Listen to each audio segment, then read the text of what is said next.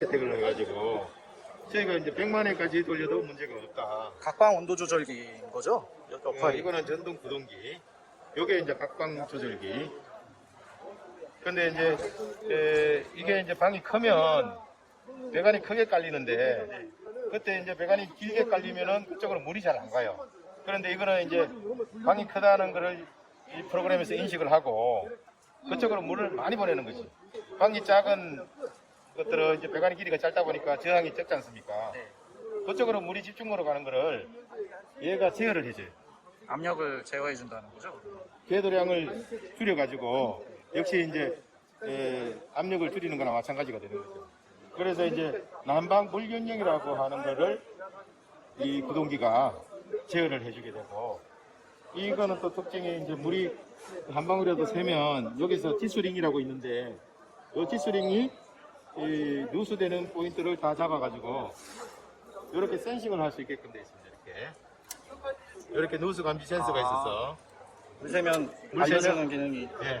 여기서 알람이 이제 빽빽 울리고, 요 조절기는 이제 전체 방을 다 통제를 할 수가 있습니다. 이렇게 하면 얘가 제어를 하니까 이제 이쪽으로 열리고, 이게 큰 방인가 작은 방인가에 따라 가지고 이제 궤도량이 스스로 조절이 되는 거예요. 이게 이제 딱 팔만 열리게 되죠. 얘는 다 열리고, 이거는 큰 방이라고 인식을 시켜놨고 얘는 이제 작은 방이라고 인식을 시켜놨고. 그래서 요거는 또 요건 뭐냐 하면은 요거는 환수 온도 센서인데 요거는 옵션으로 적용이 되는 거고, 그 방의 물 온도가 너무 낮다 그럼 이 궤도량을 다시 수정을 해줘요. 그거는 자기가 그냥 알아서 조절하는 기능인 거죠? 방금 말씀하신 거. 예, 요게 이제 요 감지를 한 다음에 보통은 주로는 이제 온도 센서가 이쪽에 방에 있는데 방에 온도가 막 올라가지 않습니까? 요 온도가 대기 온도, 그러니까 저절로 올라가면 저절로 닫히고, 그런데 이제 물 온도도 고려하겠다 그러면 요거를 센서를 달아주면 물 온도까지 같이 반영을 해주는 거죠. 요거는 기본 형태의 네, 구백이고, 이거는 많이 보던 거. 그냥 차단하는, 요거는 수명이 제한이 있습니다. 한 2만에서 5만회 정도 작동하다 보면 여기 이제 고장 날 수가 있는데, 요게 수명이 100만회까지, 요거는 2만 번에서 5만 번 정도. 조절기가 또 모델이 다양합니다. 요거는 최근에 이제 LH 디자인 공모전에서 최우수상을 받아가지고 저희가 이 디자인으로 공급하고 있고, 요거는 이제 작동을 이렇게 하면 미세먼지의 상태를 이 거실에서, 물론 온도도 다 이렇게 제어를 할 수가 있고. 요즘은 이런 타입으로 많이 나오더라고요. 예. 이렇게 이제 미세먼지가 지금 이산화탄소가 상당히 많고 초미세먼지는 별로 없고 미세먼지는 좋은 상태고, 사람이 많아서 그런지 이산화탄소가 좀 많네요. 그래서 난방, 환기, 이거는 이제 방별 제어를 할 수 있게끔 되어 있고,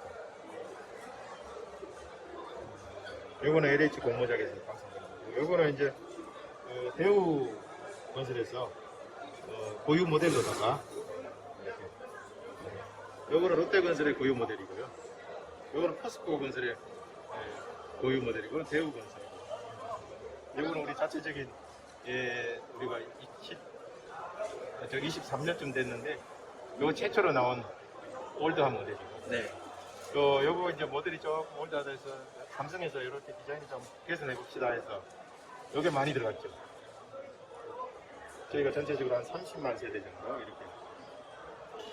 요거는 이제 온돌망이라고 하는 건데, 기존에 와이어메시 공법이나 UPN을 썼을 때 그 경량기 코팅 40mm를 이렇게 넣어야 되지 않습니까? 네.